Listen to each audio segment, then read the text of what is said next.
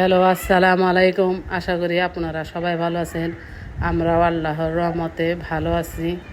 এই তো আমার ছাদে আসলাম, দেখি এখন গাছের এই তো উস্তা গাছ আপন জ্বালা হয়েছে আমার গোলাপ গাছে, কিন্তু এখন কি করি বুঝে উঠতে পারতেছি না।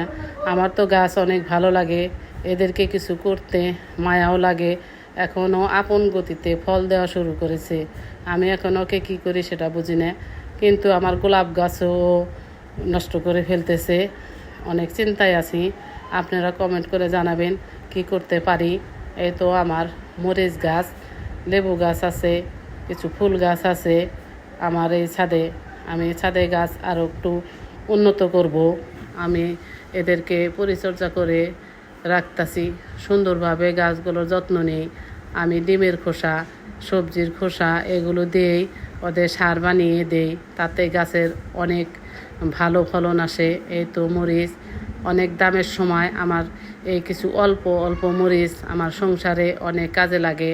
আপনারাও পারলে এরকম দামে দুই একটা মরিচ গাছ লাগিয়ে দিবেন, দেখবেন যে অসময়ে একটা দুইটা মরিচ নিজে হাতে তুলে খেতে খুব ভালো লাগে। অনেক সময় ঘরে একটা লেবুর জন্য ওই দৌড়াদৌড়ি পারতে হয়, গাছে গেলেই দেখা যায় দু একটা লেবু তুলে সংসারের প্রয়োজন মেটানো যায়। এই তো আমার গোলাপ গাছে গোলাপ ধরে আছে, অনেক ভালো লাগে। গোলাপ, লাল গোলাপ, আমার এখানে সাদা গোলাপও আছে, অনেক ধরনের গাছ আছে। আমি আরও ছাদ বাগানকে সামনে অনেক সুন্দর করব, আপনাদেরকে ভিডিওতে দেখাবো সুন্দর করে। আমি সেভাবে যে পাথর চুনা গাছ আছে, এই তো ছোট ছোট হাজারি গোলাপ আছে, এরকম সুন্দর সুন্দর গাছ আরও আছে আমার এই ছাদ বাগানের।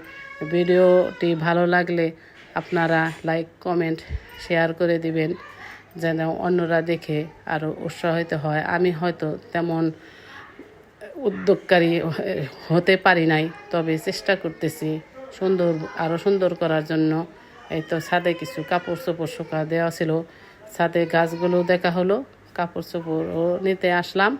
এখন কাপড় চোপড় তুলে নেব, এখন বিকেলবেলা। এই তো কাপড় চোপড় তুলে নিতেছি, আপনারা আমার জন্য দোয়া করবেন। আল্লাহ হাফেজ।